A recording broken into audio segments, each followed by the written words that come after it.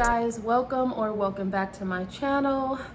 I'm finally getting the energy back to be able to update you guys on everything that's been going on since I announced my pregnancy.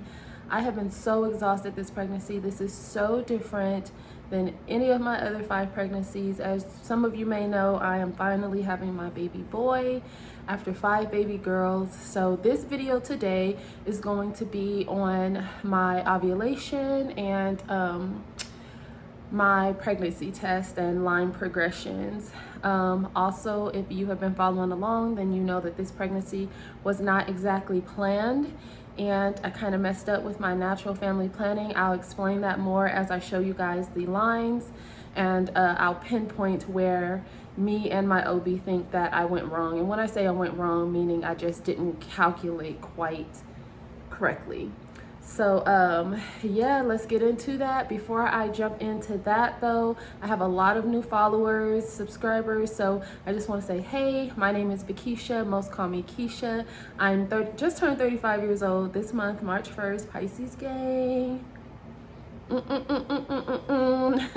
I have 5 baby girls, 1 on the way. This is our last baby. If I have anything to do with it, because Brandon is talking about some other stuff and but that's another conversation for another video. But hey girl, hey boy, hey, and I hope you enjoy this line progression video. Let's get into it. So here are all of the pregnancy tests I took for this past pregnancy. I also have a second page here, just a few, but here are all the tests that I took. So let's start with ovulation here. So I started checking for ovulation. If you don't know what natural family planning is, that's where you track ovulation. And if you're trying to get pregnant, you make sure you baby dance on your peak fertility day or the day before. I think it's even maybe like 2 days before you can.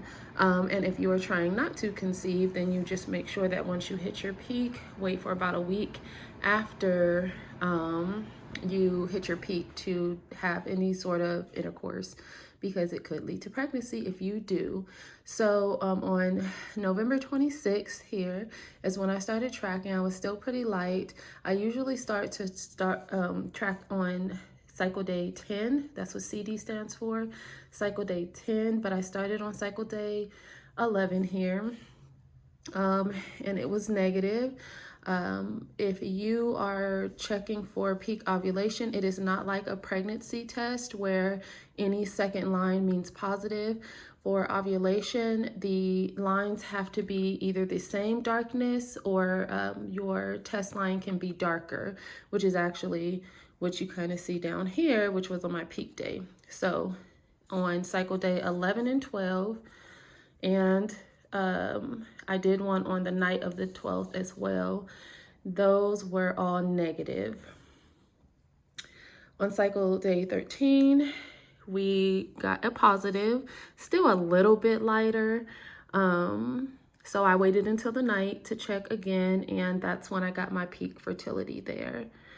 The next day, now usually I get my peak fertility and by the next morning it is back negative. However, in this case, the next day on cycle day 14, I was still positive. And then that night, it got a little bit lighter. So I took that as a negative. Now, what I would usually do is keep on tracking until it gets back to being light, like up here on cycle day 11. And that way I'm for sure out of my peak fertility. But because I've been doing this for a few years, I'm like, okay, it got a little bit lighter. I know I'll be good on the 30th and my peak fertility will be over. The egg is in the fallopian tube for about 24 hours is the lifespan of your egg when you release it, in order for sperm to find it and for you to conceive. So what me and my OB have discussed and what we come to the conclusion of is this line here is a little bit lighter, but you could really still take that as a positive. I should have kept checking my ovulation strips all the way probably until maybe the 1st of December, because I probably stayed positive I most likely stayed positive much longer than what I thought I did. Sorry for all the shaking, guys. I'm holding it with one hand and trying to explain with the next. But I probably stayed positive for a few more days, which is really not normal for me. That's not my normalcy, but you know, things change from month to month. So I think there is where we ended up conceiving. So yeah. So let's move on to the pregnancy test. I always check for pregnancy around cycle day, not cycle day, post ovulation, which would be DPO, days past ovulation. I always start on cycle day 7 or 8 because that's usually when I get a positive. Even though we weren't trying to get pregnant, I am no fool. I know that this is not 100 proof. We know that there is still a chance with this birth control method. Sorry about that. My maintenance man showed up. So, like I was saying, we know that this is not 100% birth control method. I don't even know if there is a 100%, but it's drastically lower than if I was on birth control or, you know, any of that.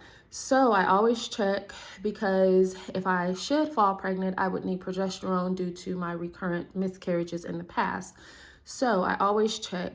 I checked on the 8th, and you won't be able to see it here on camera, but there was the faintest of line. I mean, it's really hard to see, but I just knew I saw that shadow. I started to freak out. I didn't take any more tests because truly I was just like, this cannot, like, not right now. So I slept on it the next morning, 9 DPO, the 8th of December, as you can see.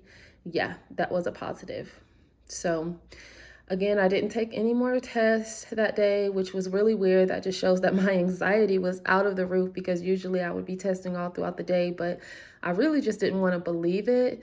But yeah, so then I woke up on the 10th, and on the 9th, which was 10 DPO, and it was negative, y'all. I was like, oh my God, I'm having another chemical pregnancy. I was just like outdone. So on the 10th, I'm going to jump over here. I went and got a pregnancy test from the Dollar Tree and nothing.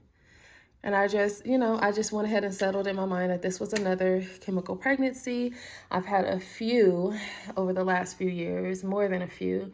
And I just chalked it up to, you know, if this was meant to be, it would be. God has my steps completely planned out. You know, try not to freak out because whether you plan a pregnancy or you don't, you know that hurts.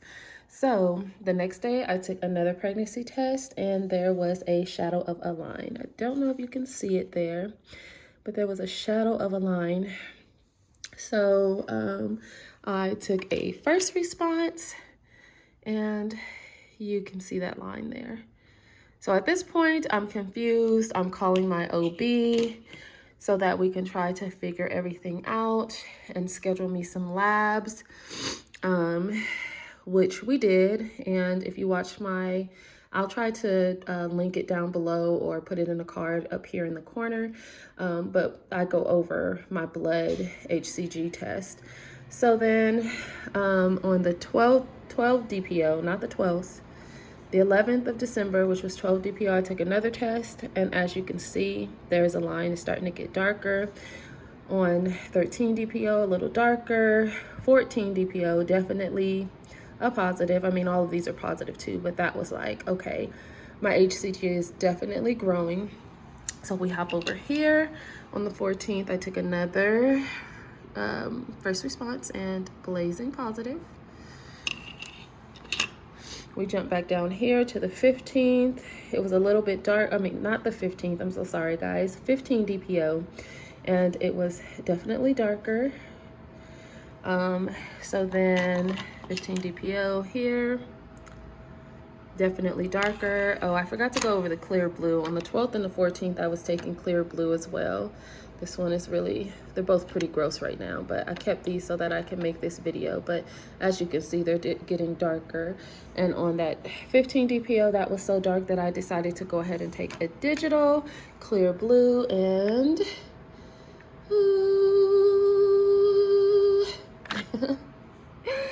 and at that point, I believe I had already taken the blood test, and the numbers actually came back really low for where I should have been gestational wise, which brought me back up to when this became negative, and it kind of scared me. So I wasn't all the way out of the woods in my head. So I just continued to take them just so I could see if they were getting darker. And they were. I took my final blood HCG test on December 23rd, and it did double, but it was still on the low side. And that is why over here I was still taking them, even though now we were getting some dye stillers over here. So if you drop down here, you see that I have more ovulation strips, and this is because I wanted to test out the theory that you could use ovulation strips to check for pregnancy. And as you can see, starting here at 9 DPO, it was getting darker already. And at this point, I would usually have pretty much no line on that test part. So if we jump back up here to the pregnancy test on 9 DPO, that is how those matched up there. And then I waited 2 days. So that would have been 11 DPO. And it was still like a really faint line. But over here at 11 DPO, which was the 10th of December, the line had gotten darker. And then so on and so forth. 13 DPO, 15. I did it every 2 days and it just got darker. So y'all, if you were wondering if you can use ovulation strips to track pregnancy and see if you're pregnant, yes. The answer is yes. Okay, so that is my line progression, guys. I took a lot of tests, and if I'm being honest, I took many more tests than this, but threw them away. Decided that I didn't need all of them. Didn't want to put too much into this video, but that is my line progression test. So there's ovulation line progression. Here is pregnancy line progression. And here is ovulation strip line progression for pregnancy. Same with these tests over here. The Dollar Tree ones are not very sensitive at all, because if you take a look here, 15 DPO on the ovulation strip, it was really dark. 15 DPO first response, that was really dark. And look at 15 DPO for Family Dollar. Like, yeah. So I will be 5 months pregnant on Tuesday. Today is Friday, and as you can see, the clear blue digital is still showing pregnant. I believe on the box it states that it will show that pregnant for about 6 months. So that is also showing to be true. So I'm glad I got to this video beforehand. All right, guys, well, that is it for my line progression. I hope that wasn't too confusing. This was not your normal smooth line progression. This was a positive followed by a negative, very confusing. I just wanted to show you guys everything and how this could really go. Everybody is different, every situation is different, and you know, you just never know how it's gonna turn out. But it turned out good. Just a little quick update. Baby boy is doing great. If you haven't watched our gender reveal, please feel free to do so. I will link that below, as well as I'll just link all of my pregnancy videos for this pregnancy down below if you want to check those out. If you are new here, I hope that you will subscribe and follow me with my journey. Please say hey in the comments. I love to make new friends, especially new mommy friends. If you have Instagram, follow me over on Instagram, and that is the best way to reach me. If you have any questions or you just want to chat it up, go ahead and send me a message, and I definitely talk back. I will say that since 2020, I have gained some of the most precious friends through these pregnancy journeys here on YouTube. So I'm definitely not just saying that. I definitely message back, and if it blossoms into a close friendship, hey girl, hey, the more the merrier. So hit your girl up, okay? And until the next one, guys, which will be sooner rather than later because I finally got my energy back, I will see y'all in the next one.